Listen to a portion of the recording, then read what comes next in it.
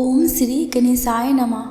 दोस्तों, आप सभी को पौष पुत्रदा एकादशी की ढेर सारी शुभकामनाएं। शास्त्रों के अनुसार पौष शुक्ल पक्ष की एकादशी को पुत्रदा एकादशी के रूप में मनाया जाता है।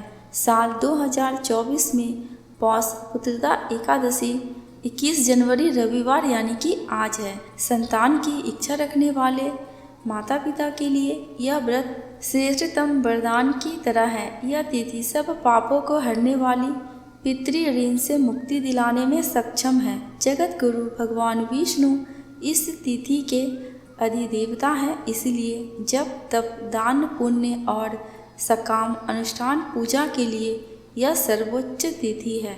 चराचर प्राणियों में इससे बढ़कर दूसरी अन्य कोई तिथि नहीं है। कैसे करें व्रत? इस दिन व्रत रखकर स्नान ध्यान करके भगवान विष्णु की भक्ति पूर्वक षोडशोपचार विधि के द्वारा ओम नमो भगवते वासुदेवाय इस अमोघ मंत्र द्वारा पूजन सामग्री अर्पित करना चाहिए। पूजन के मध्य भी इस मंत्र का जप करते रहना चाहिए। समापन के समय श्रद्धा भाव से इस मंत्र के द्वारा जनार्दन की प्रार्थना करना चाहिए। पूजन के दौरान भगवान विष्णु के सामने संकल्प लेना चाहिए।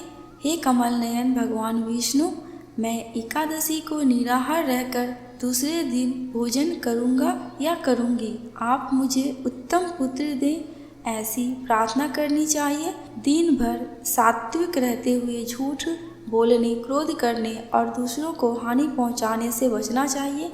इस प्रकार व्रत करके एकादशी के महात्म्य की कथा अवश्य ही सुननी चाहिए। पुत्रदा एकादशी व्रत कथा। पद्म पुराण में भगवान कृष्ण ने युधिष्ठिर के द्वारा पुत्रदा एकादशी के विषय में पूछे गए प्रश्न के जवाब स्वरूप यह कहा। भद्रावती पुरी में राजा सुकेतुमान राज करते थे। उनकी रानी का नाम चंपा था। राजा सुकेतुमान के विवाह के बहुत काल बीत जाने पर भी कोई संतान सुख प्राप्त नहीं हुआ, जिसके कारण पति पत्नी सदा इस बात से चिंता शोक में डूबे रहते थे। उनके पितर भी चिंतित रहते थे कि राजा के बाद कोई ऐसा नहीं दिखाई देता जो हम पितरों का तर्पण करा सके। यह सोचकर पितृगण भी दुखी होने लगे। एक दिन राजा बिना पुरोहित आदि को सूचित किए गहन वन में चले गए। वहाँ जंगली जीवों को देखते और घूमते हुए कई घंटे बीत गए। राजा को भूख प्यास सताने लगी। निकट ही उन्होंने एक सरोवर देखा। उस सरोवर के चारों तरफ मुनियों के आश्रम बने हुए थे। वे सभी वेद पाठ कर रहे थे। उसी समय राजा के दाहिने अंग फड़कने लगे। राजा शुभ शकुन समझकर घोड़े से उतरकर मुनियों को दंडवत प्रणाम कर उनकी वंदना करते हुए बोले, महामुने, आप लोग कौन हैं? आपके नाम क्या है? आप लोग किस लिए यहाँ एकत्रित हुए हैं? मुनि कहने लगे कि हे राजन, हम लोग विष्णुदेव हैं, यहाँ स्नान के लिए आए हैं। आज से 5 दिन बाद माघ का स्नान प्रारंभ हो जाएगा। आज संतान देने वाली पुत्रदा एकादशी है, जो व्रत करने वाले मनुष्यों को उत्तम पुत्र देती है। तुम्हारी क्या इच्छा है वो कहो। यह सुनकर राजा बोले, हे विष्णु देवगण, मेरे भी कोई संतान नहीं है। यदि आप मुझ पर प्रसन्न हैं तो पुत्र प्राप्ति का उपाय बताएं। मुनिगण बोले, हे राजन, आज पुत्रदा एकादशी है, आप इनका व्रत करें। इनका व्रत फल अमोघ है, अतः अवश्य ही आपके घर में पुत्र होगा। मुनि के वचनों को सुनकर राजा ने उसी दिन एकादशी का विधिवत व्रत किया और द्वादशी को पारणा करके मुनियों का आशीर्वाद प्राप्त कर वापस घर आ गए। कुछ समय बीतने के बाद रानी ने गर्भ धारण किया और प्रसव काल आने पर उनके एक पुत्र हुआ। वह राजकुमार अत्यंत शूरवीर, यशस्वी और प्रजापालक हुआ। श्री कृष्ण ने कहा, युधिष्ठिर, जो मनुष्य इस महात्मा को पढ़ता अथवा सुनता है उसे अंत में स्वर्ग की प्राप्ति होती है। कथा समाप्त।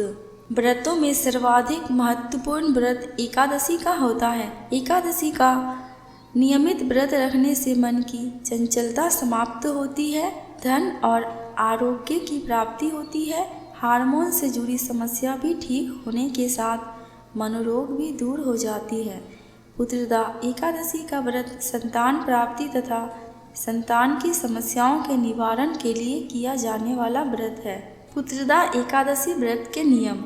यह व्रत दो प्रकार से रखा जाता है, निर्जल व्रत और फलाहारी। सामान्यतः निर्जल व्रत पूर्ण रूप से स्वस्थ व्यक्ति को ही रखना चाहिए।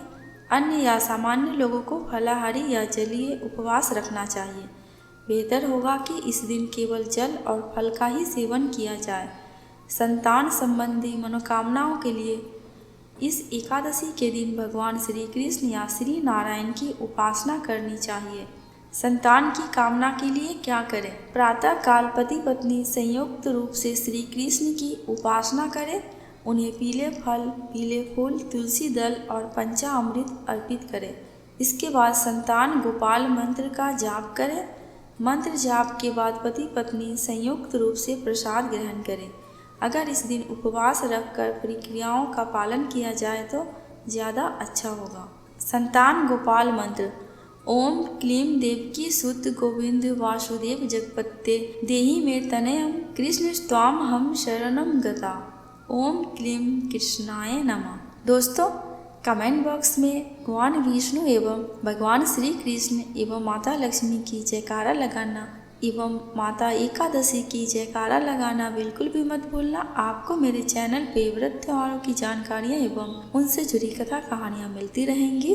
अगर आपको ये वीडियो थोड़ी सी भी अच्छी लगी हो तो मेरे चैनल को सब्सक्राइब करके मेरे वीडियो को लाइक एंड शेयर कर देना। अंत तक वीडियो में बने रहने के लिए आपका दिल से बहुत बहुत शुक्रिया।